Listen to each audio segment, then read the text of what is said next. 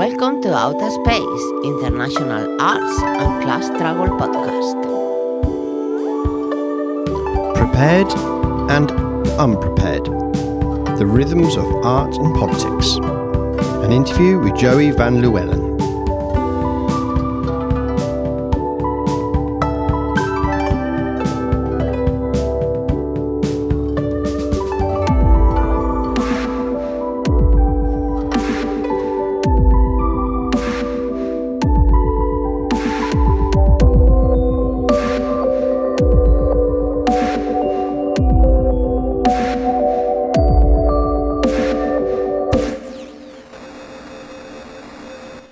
Hello, I'm Rob MacDonald and I am your host for Outa Space International Arts and Class Struggle podcast.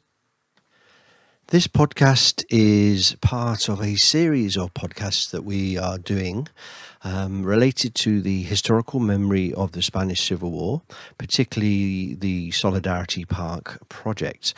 So we're going to be talking to lots of artists involved in that project. What are their reasons to be involved? How do they see the fight against fascism and the far right today? But also their general political outlook, and touching on many of the questions that the podcast normally talks about.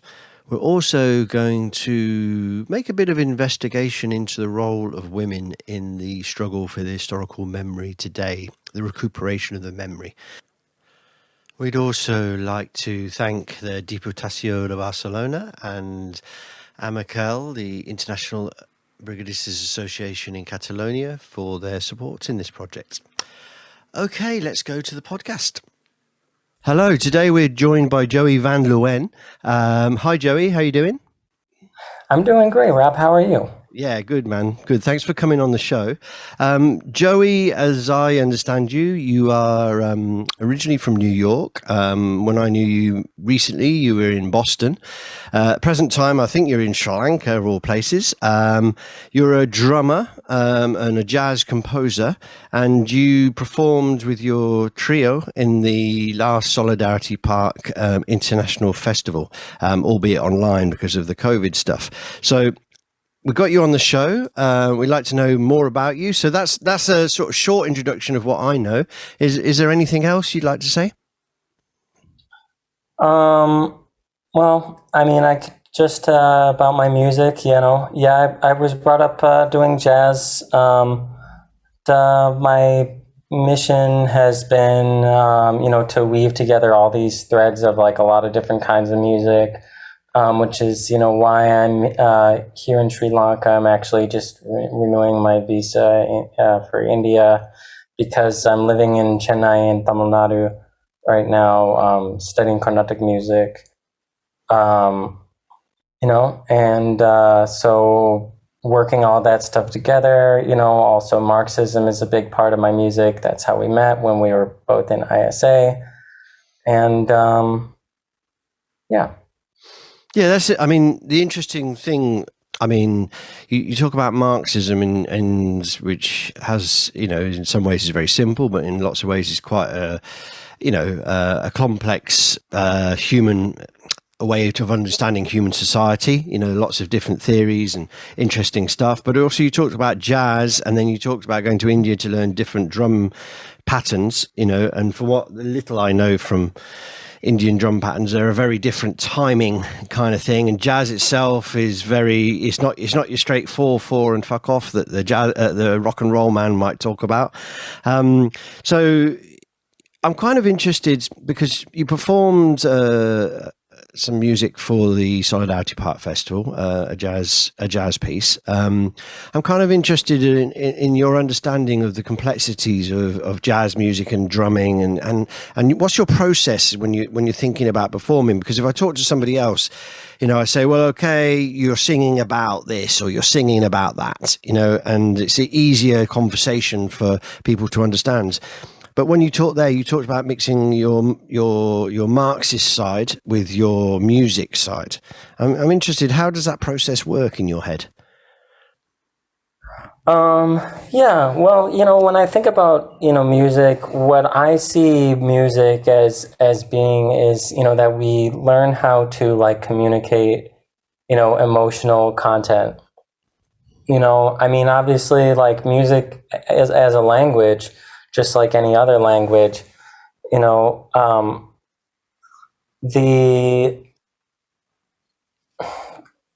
me, I see my own ability to communicate as being like hinging on like my ability to, put into words what I have to say, and then like also the importance of like what I actually have to say, so. When you talk about Marxism, I think Marxism is one of those things that like the progressive kind of like music that I play, like on one hand, like there's an element of like simple like appeal to like, our morality, like we're against exploitation, we're against imperialism, we fight for like common working people. And then on the other side, like the execution of it is very complex, and talking about like the piece that I did for Solidarity Park called Choosing Sides, that also has both of those things in it, so one thing that I learned several years ago when I was in New Orleans, was a teacher said to us, well, try writing a song based on like Three Blind Mice or like some really, really simple melody, and so this melody came to me where I'm just, going like 3, 2, 1, and then 3, 4, 5. So it was quite simple, but then like the background of it, gave it this complexity, because on one hand, like you're just doing these like mode mixtures and things, like kind of the chords in the melody are moving in opposite directions, and for me that like kind of captured the tension of the decision, and I was thinking about my work, being like a Jewish organizer for Palestinian solidarity, and how like purely based on like who I am, like who I should be according to society versus like what I feel is actually right, and that tension. And then like going through this song, like trying to capture this like, feeling of like this like bittersweet, like, knowing that like you make choices,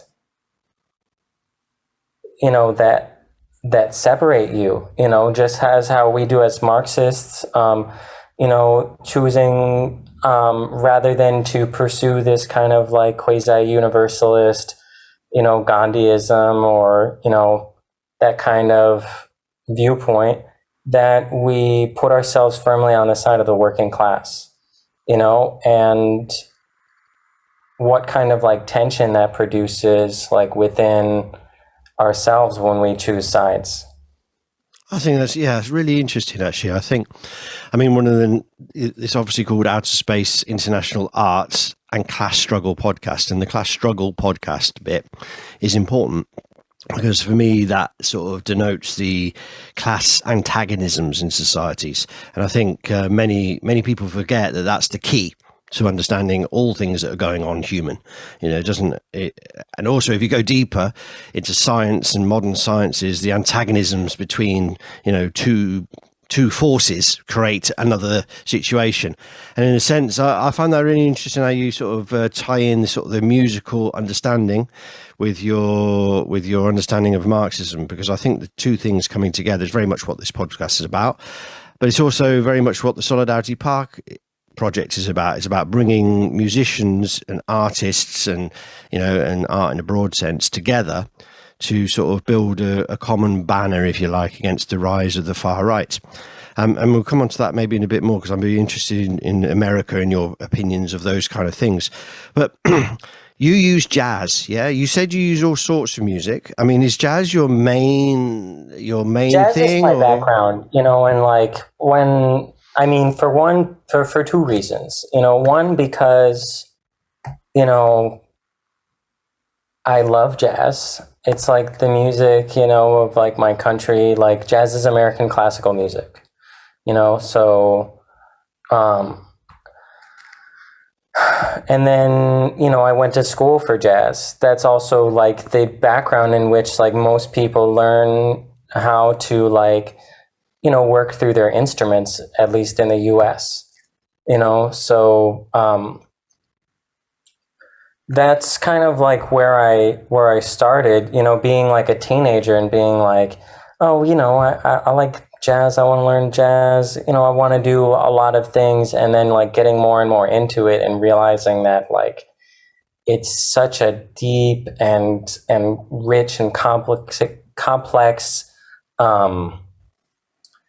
tradition, with so much in it, not just like with regards to like what musicians can do, but also the politics of it. Obviously like jazz as being like somewhat of like a Black nationalist movement, jazz against racism, going all the way back to like, the beginnings of the music, Duke Ellington, Black, Brown, and Beige, Max Roach, the Freedom Now Suite, etc., Archie Shepp, all these people, even John Coltrane, and Miles Davis, the tribute to Jack Johnson, so, but yeah, so my background is in that, and it's the lens through which, I process other music, and in some ways it's like helpful, and then in some ways you also have to unlearn it, in order to try and take on like a universal perspective. And but I was lucky to have like really great people in my life that were able to show me how to see beyond the surface, to see what the like Advaita people would call, Brahma, like creation, like the fact that a pot is a form of clay, basically. Yeah, it's interesting. I mean, I'm not a jazz musician. I mean, the music that I played, we threw the word jazz in. We were like I don't know, indie sort of progressive rock, I suppose, with a mixing of techno and stuff. That's where we ended up. And we threw the word jazz in there, and we had a little bit of element of that. But I think when we did that because it's a radical word.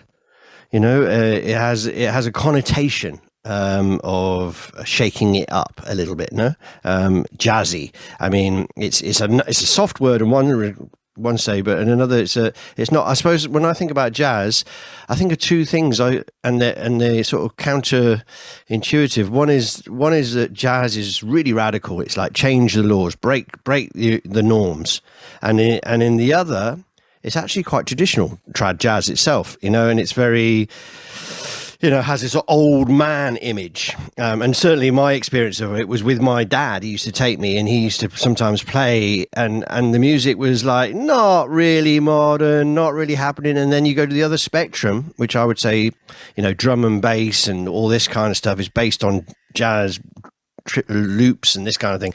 So I'm interested in that. What's your opinion on that? Do you think jazz is stringently, if that's the right word, a radical form, and therefore it kind of mixes quite nice with the things that you talked about, the history of jazz and how it's radical and its roots, or am I reading too much into that, do you think? What's your take? I think, yeah, that makes me think, really of the book What Is to Be Done, because By Lenin. Like I think when you talk about like Leninism, like it's the same thing, like it's like, and Marxism, like it has both of these things. It's a radical, and like there's this need to like constantly inject it with new ideas, new perspectives, and like constantly updated to the changing times. But then at the same time, like, Lenin said this one thing, like, like we have this objective, a certain level of objectivity in which we say, okay, you're treading into a swamp, right now with the way that you're going, and you can go there if you want, but we are going to, call it like it is. And I think that when you talk about the tradition of jazz, like, there is that, because, on one hand, like, you have this like, this inventiveness, and this constant like need to like update it, but also like, the context of it, I think is a big part of what defines it.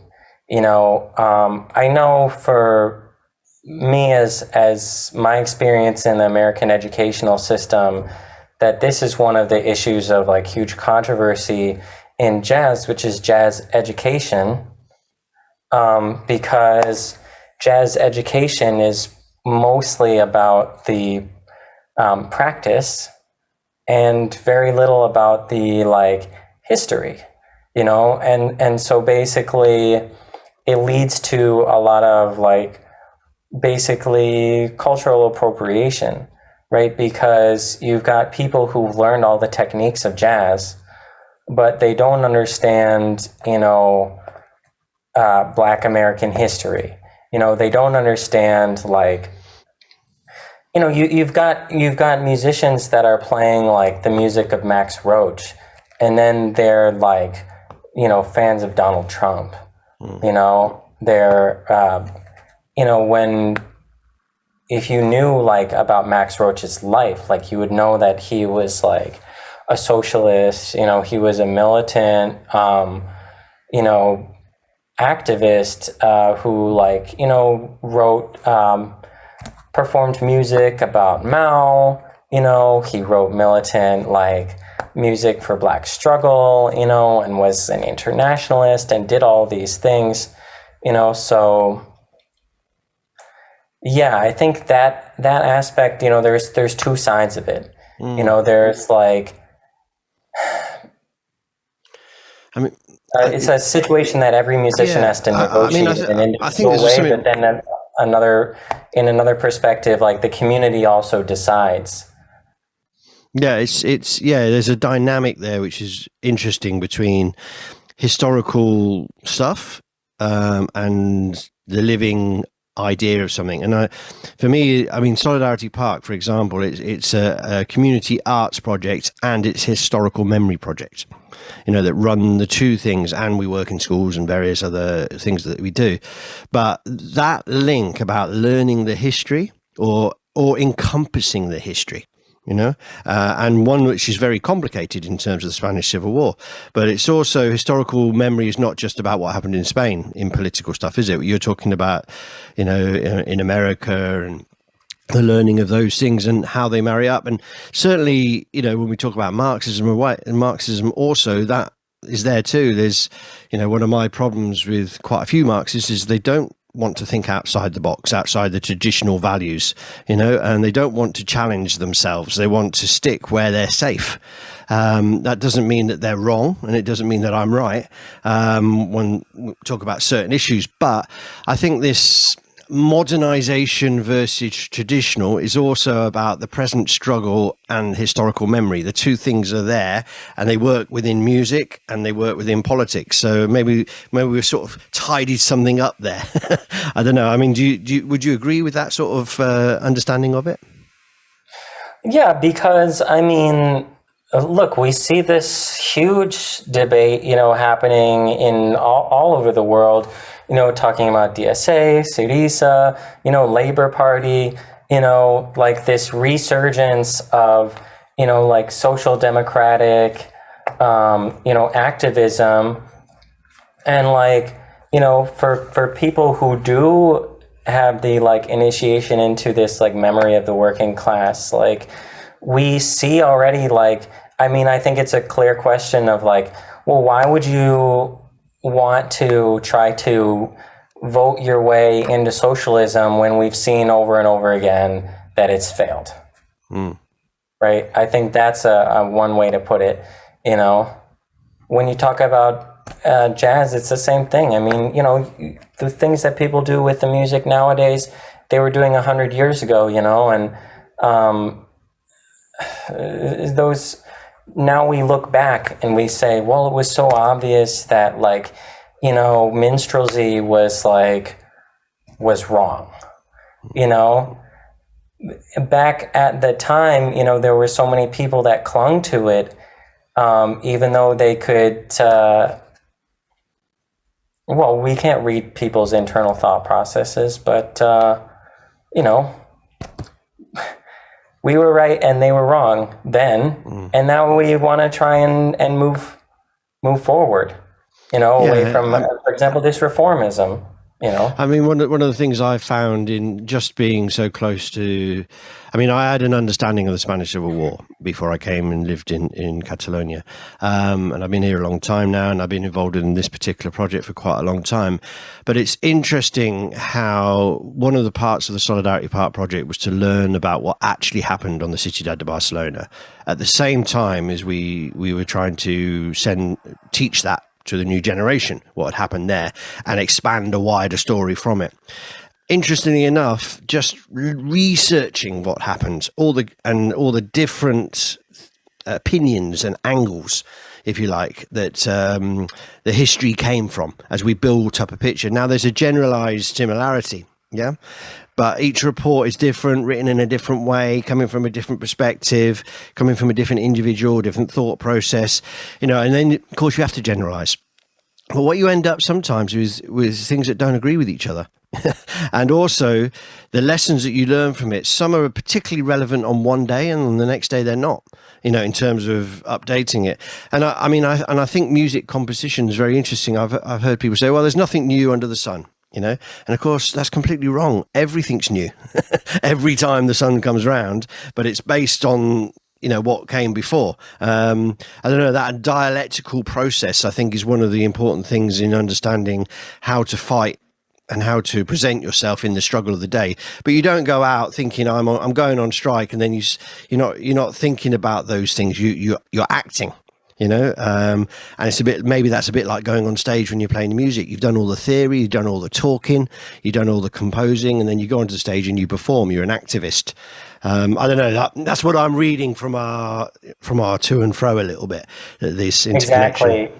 Exactly. Right. Like what non-musicians don't understand is that you prepare and unprepare at the same time. Yeah. when you perform, especially when you improvise, you know, like you showing up to work, you know, with an empty toolbox, you know, is a bad move, but it's just as bad of a move to, you know, just take a screwdriver and keep just banging a nail with a screwdriver when you know you need a hammer.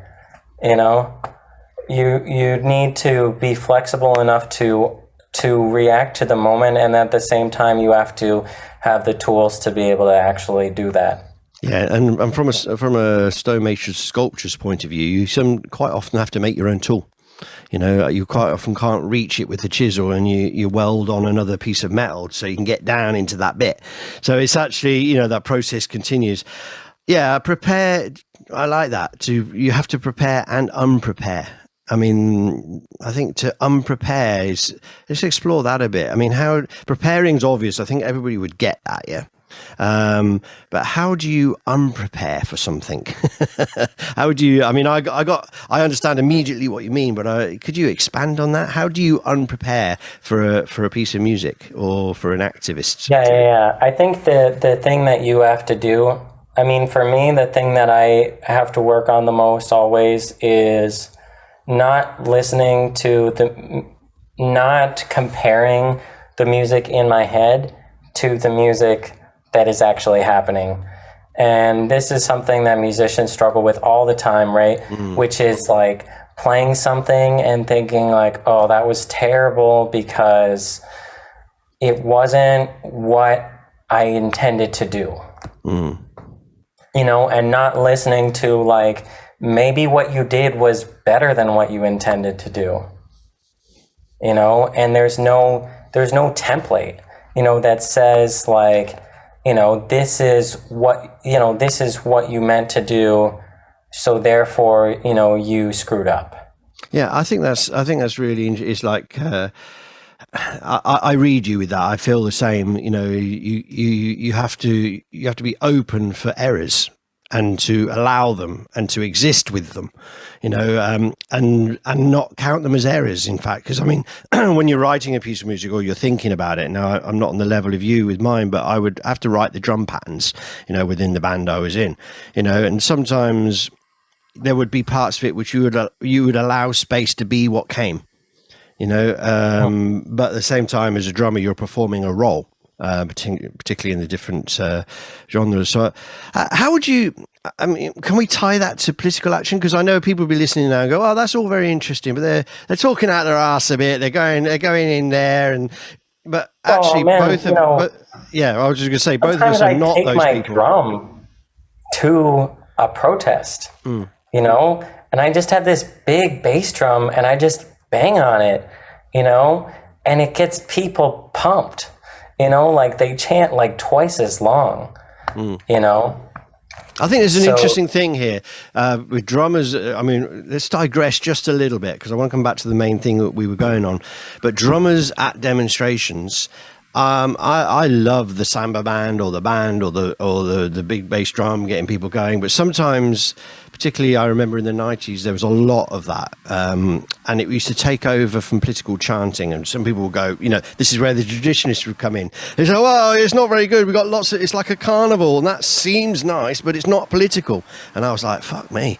You know, you're not getting this. Because this was around in the 90s. There was like the do-it-yourself music, movement that happens and all this. We won't go into that too much, but there was a lot of these sort of bands playing, and they would take away from the political chanting and the political message, but actually what they were doing is injecting energy into the situation. And that's what I hear what you're saying, and for me that's a very direct connection with your music, with the protest, and I hear what you're saying. But I think people listening might go, well, that's very nice. You know, music has a role to play. It's a secondary role, etc. But why don't you get out and do something would be, you know, what people would say. And now I know you and me, we get out and do something as well. You know, I'm a little bit interested in how you, I mean, just to sort of change the direction, to take what we've talked about and put it in context. I'm a little bit interested in how you've tried to approach organizing fellow artists.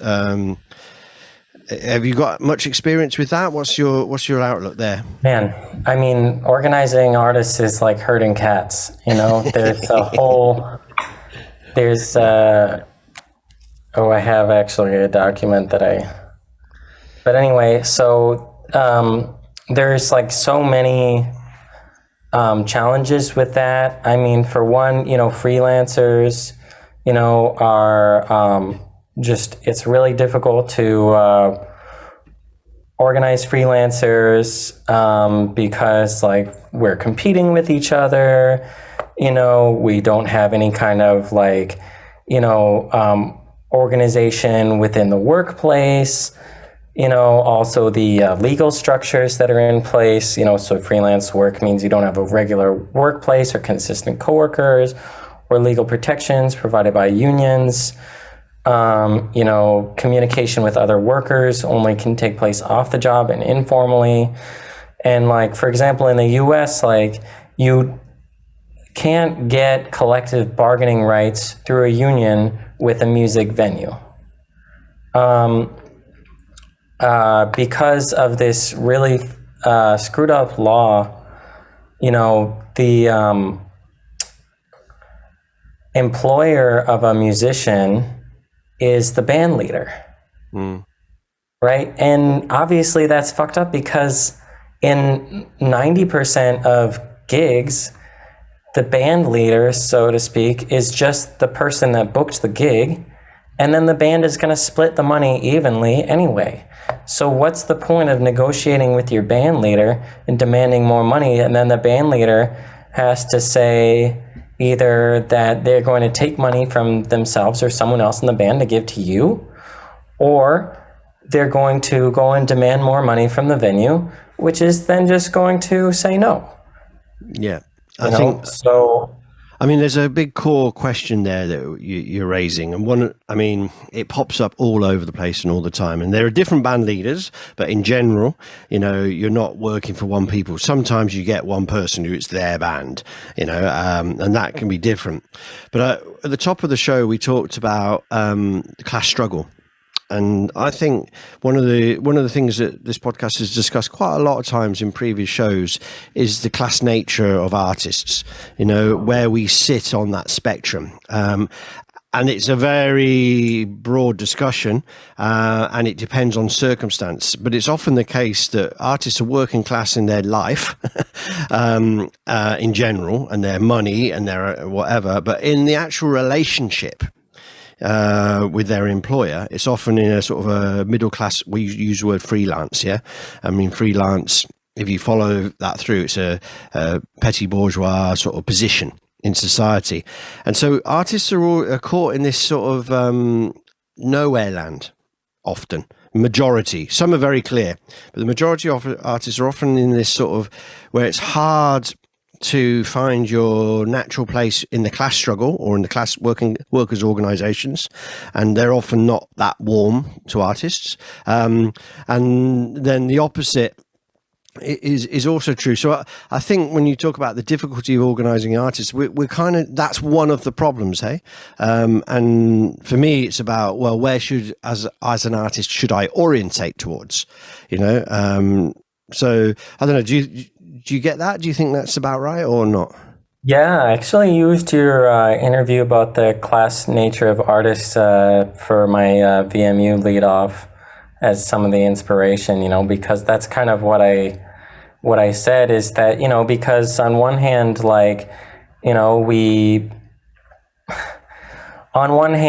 yes, we're technically petty bourgeois because we sell our own products that we make with our own hands. But then on the other hand, we are bound to this system, and artists are historically poor. We don't have this bargaining power that the typical petty bourgeois has, and also that the integration of the arts industry into capitalism, actually, I don't know, it's proletarianizing because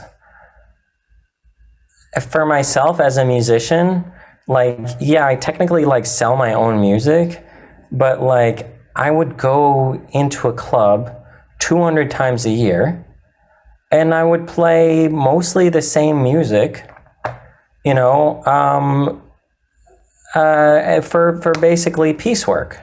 So it's not really I don't know. I mean, I think, in leftist circles, sometimes there's a viewpoint of artists as being people who don't have a connection to the physical world and therefore are lacking the seriousness of perspectives, because we're not pounding steel, or, holding the thread of the life of a nation in our hands. And this goes back to this traditional thing we were talking before. I don't know how we would characterize it, but this idea of the traditional view versus the present reality view, and I think this crisis within the organizing of the left in general is reflected very deeply in the crisis of artists and how they tackle organization, because there's been a modernization. Capitalism is always on the move, not because it always wants to, but because it has to, because everything has to move and change.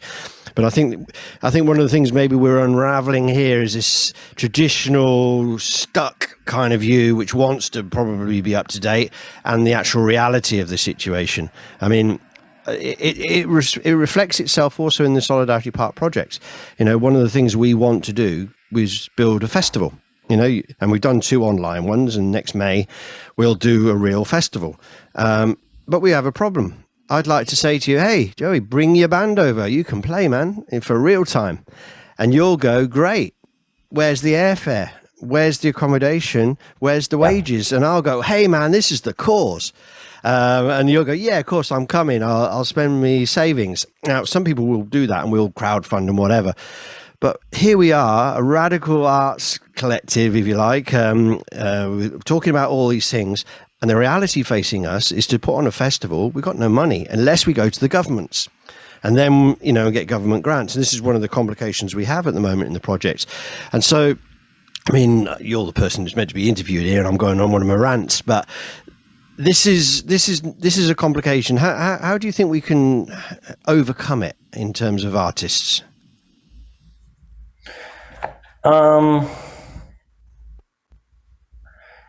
That's hard to say, but I mean, I think that, the more that we agitate, for control over our own industry, I mean, there's a massive amount of resources flowing into the arts industry, and so much of it goes to a lot of it goes to the top earners, but even like when you talk about people like Beyonce, like they're not really getting like the majority of the money. Like most of it is going to like executives, people who know nothing about art. Like people who have never performed and can't carry a tune,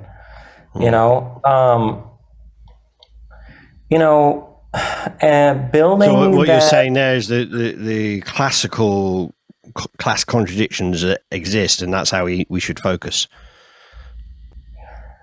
Well, I mean, I would love to be able to say like, like there's some, I have some great idea that's I mean, we're pulling it out, for Solidarity Park. I mean, I face the same thing with like, getting, money to fund my projects, to fund my albums and stuff. I mean, I pour money out of my own savings, to fund my albums. Every time I run at a loss, and then I make that money back through performing or teaching. So yeah, I don't know, but I mean, I think that there is a lot of good work in trying to like put that back. I mean, for musicians at least, the situation didn't used to be this dire, during the like kind of, golden age, right, of recorded music.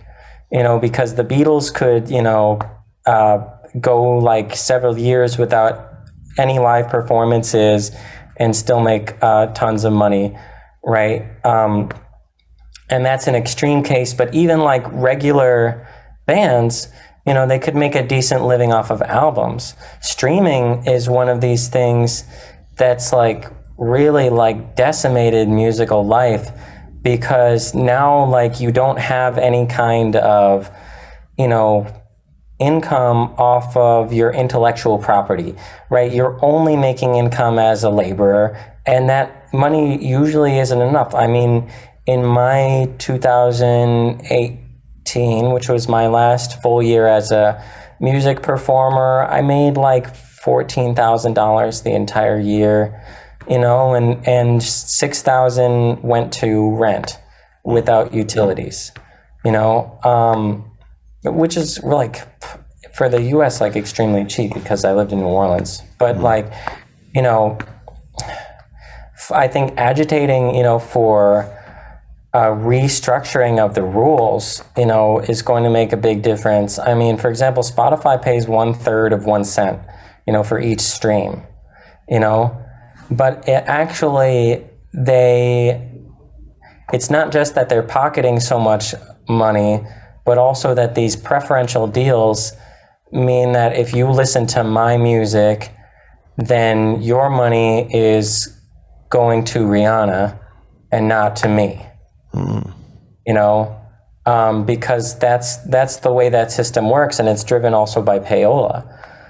So that's why like organizations like the Union of Musicians and Allied Workers, are so important, taking on Spotify, and taking on these injustices and like trying to restore some kind of like, balance to like allow us to have some kind of control over our lives, because we don't have it. And you know, on one hand, like there's this growing gap, you know, between musicians, because music and art in general, right, like requires so much prerequisite experience and training, I think, to like engage with it professionally, because it's not just about like, you know, playing the music you like.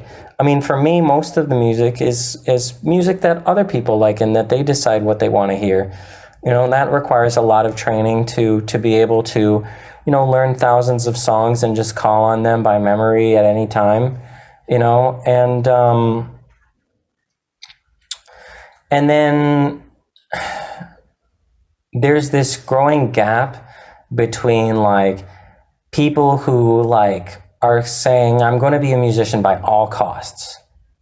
And if that means that like I'm living in the slum, you know, I'm making like $800 a month, you know, I'm barely making rent, I'm like waiting to buy groceries, you know, until I have a gig, or I can't buy lunch until I finish busking, you know, performing in the street, whatever. And then there's on the other side, like people who are independently wealthy, you know, who like, you know, create this like, you know, high class music, you know, that is like a labor of love, a art project, you know, and yeah, like restoring some kind of balance. I think it's a real challenge because of the legal obstacles, the workplace obstacles. Like there's a lot that we have to take on, you know, and that's why I think like, you know, the conventional Marxist struggle like is really important, you know, for art workers, you know, and it's important for us to like understand, you know, like the class issues and understand that like the problems of trying to make it as an artist are not due to us not working hard enough. You know, like on one hand, like, you know, it's like, you know, we live in this objective world, right? So we have to find objective solutions, and we can't just be satisfied with saying, you know, the odds are stacked against us and there's nothing we can do. But then on the other hand, like we have to address the fact that like there is class antagonism in art. You know, it is about choosing sides in some sense because, you know, we're the ones making the art. So we deserve to get paid. It's just that simple. Yeah, I mean, I have this complication in my head, and it's that, you know, I should never do art to make money, but because I live in this world, I should always expect to get it and fight for it.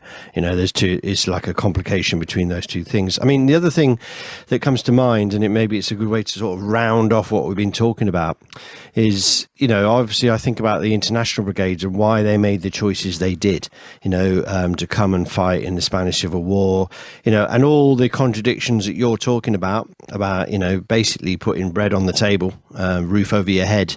These were the reasons I think the international brigades came.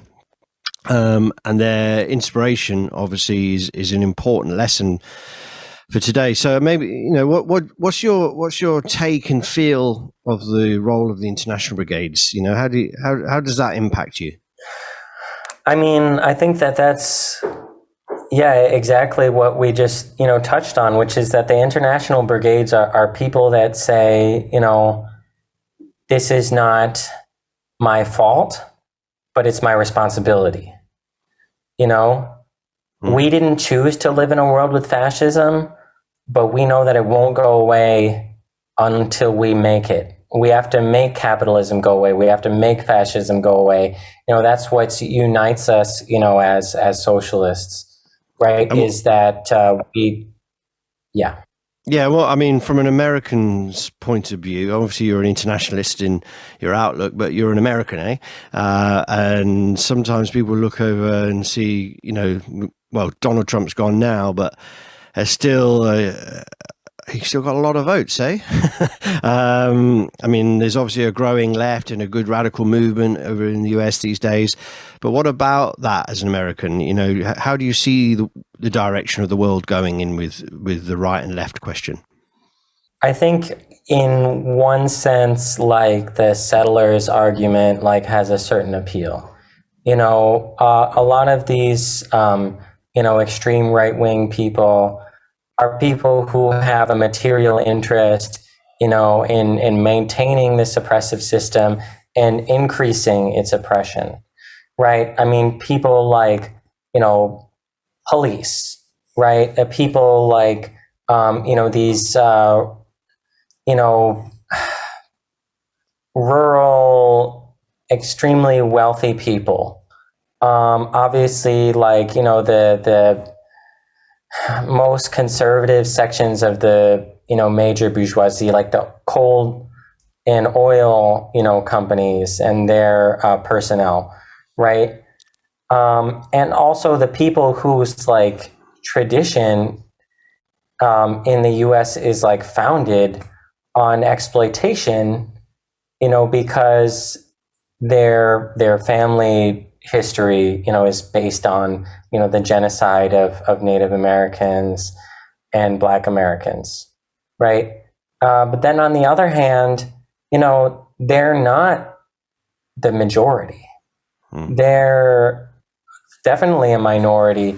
And I think that, like as like cliched as it probably sounds to you, like I think that there is just a lot of apathy with the Trump supporters. They just want to see something change, and like if we can like build the momentum around a genuine working class movement, then we will see those people change. I mean, for me, like I remember having a conversation with somebody like a 65, maybe 70-year-old white guy, and talking about,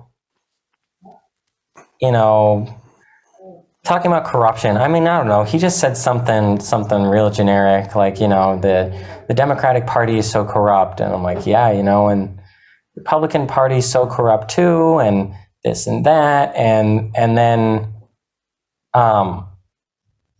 then I was like, yeah, man, the solution is, socialism. And he's like, what? No, the solution is, ethnic cleansing and, blah, blah, blah, blah, blah. This typical, like far right, like real uneducated, like, response of just that, like, yeah, the problem is, some boogeyman that's been invented, but like the fact that like up until that point, like we were able to like come to an agreement means that like there are people that are like really genuinely searching for answers. And like what, the left has to do is provide them with genuine support and empathy, like even when it like makes you uncomfortable, and that's not to say that like, we should have like, people of color and like racists, like embracing and like, all this like kumbaya moment kind of thing. No, you're talking about you're talking about having a program of that people can relate to.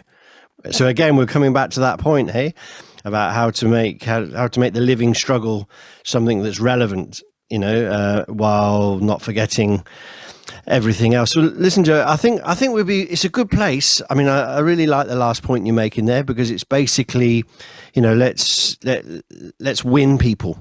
Let's not go out and convince each other, and talk to somebody I know on the podcast, but let's actually go out there and, put some of these thoughts and ideas into action. And first of all, I'd like to thank you a lot for coming on the podcast, but also for being involved in the Solidarity Park project. I hope very much in the future, as the idea is to do an annual festival, that you will bring your duet or some performance and some more stuff towards the project, because people like you, are the heart of it. So thank you very much for being on the show, and I hope to have you back again soon.